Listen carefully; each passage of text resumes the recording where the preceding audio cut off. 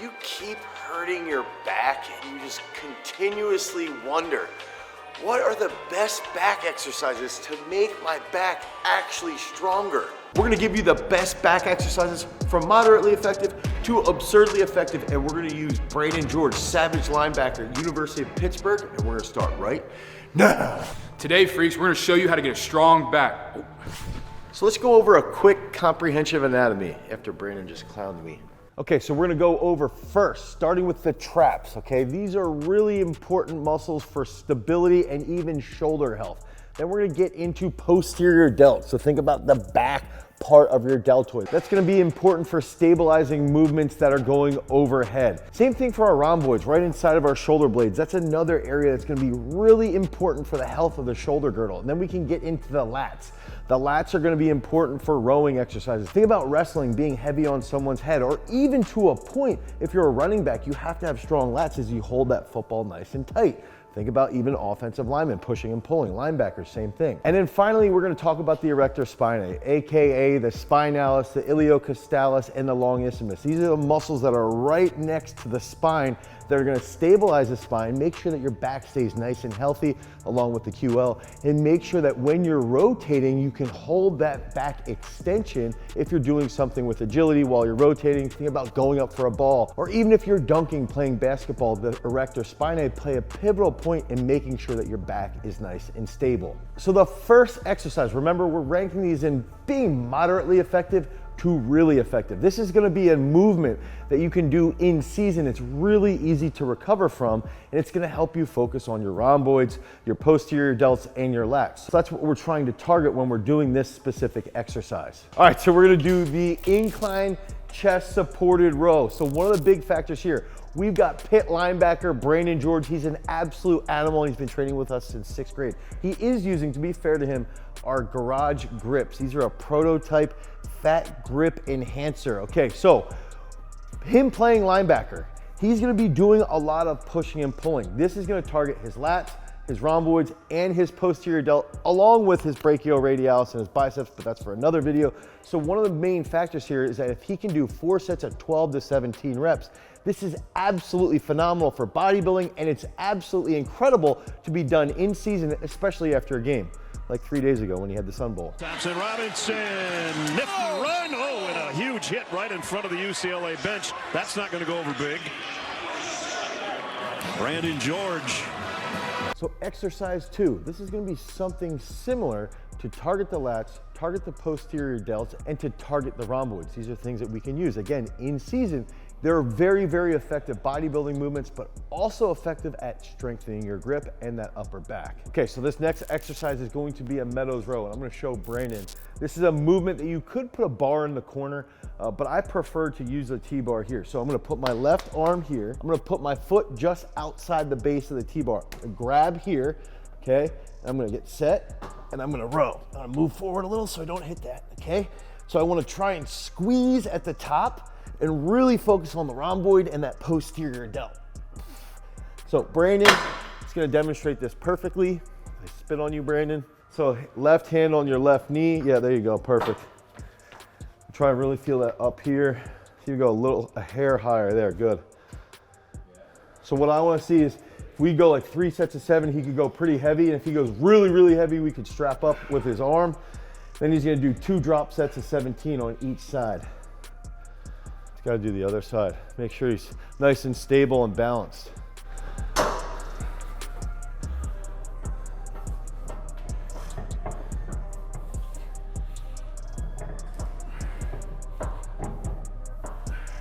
So that next exercise is going to be wild. It's absolutely phenomenal for wrestling, for sprinting, for football. It's gonna light up your erectors and your QL and even into your glutes and your hamstrings, but this is a back exercise, okay? So what we're gonna do is we're gonna set up the PowerLastics on the glute ham.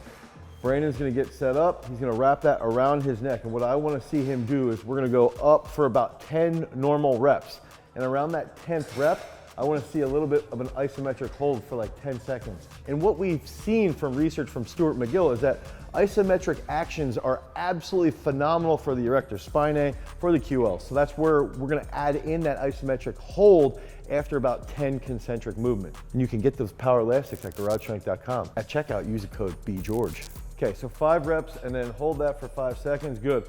So what Brandon, think about this with him playing football, he's gonna have to have a strong neck, a strong lower back when he's wearing his helmet and he's taking those hits. So this is going to be absolutely lighting up his lower back here, and that's why this is that third most effective exercise to strengthen your back. If you want to operate at your absolute best and be your absolute strongest, you need to make sure that your testosterone levels are in check. And fortunately, today's video sponsor, Let's Get Checked, can help you do exactly that. Let's Get Checked is a worldwide leader in at-home testing kits. Testosterone can lead to feelings of depression, lack of motivation, and muscle mass, something you won't see in our next exercise. When you order from Let's Get Checked, your testing kit will arrive in a discreet package. Once your sample arrives in the laboratory, confidential results will appear in an online portal within days. And since I've used Let's Get Checked myself in a recent YouTube video where we actually monitored my weight loss, what did I change in my diet, and how did I improve my overall health, it's really, really simple. So if you want to check your hormones without leaving the comfort of your own home, head over to trylgc.com/gstrength, or at checkout you can use the promo code GarageStrength25 to get 25% off your entire order. Now that your hormones are all good, let's check out the next sweet exercise in our back strengthening video. Okay, so this next exercise is absolutely phenomenal for swimmers, for football players, for wrestlers, and it's probably my most go-to movement in all of training, general fitness and sports performance. And that is going to be executing a pull-up. Now Brandon's gonna get up on the pull-up bar and he's gonna bust out 7 pull-ups. And I wanna see him even pause at the bottom and try and squeeze at the top, try and get that sternum to the bar. So it's gonna lengthen his lats, okay? Get that chin up, good. Good, and even at the top there, if you can pull that upper, there you go, perfect. If you can pull that upper sternum into the bar, that's gonna help with the posterior delt, the rhomboids, and we're also targeting all inside of his lats there. Give me 2 more. This is a great pulling motion, especially him playing linebacker. If he has to pull down on someone who's blocking him, or if he's got to grab for that football or grab for a jersey, this is the absolute best way to stabilize his shoulder girdle, stabilize his shoulder in general, make sure he's not as prone to injury, and optimize his performance out on the gridiron.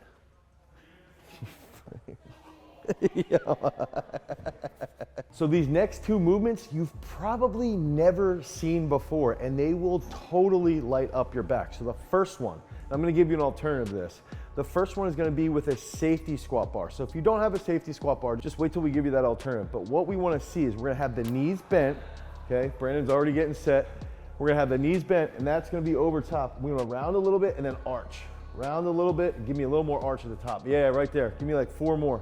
Round, and he's keeping those knees bent, so that's gonna light up his hamstrings even more for hip extension, okay?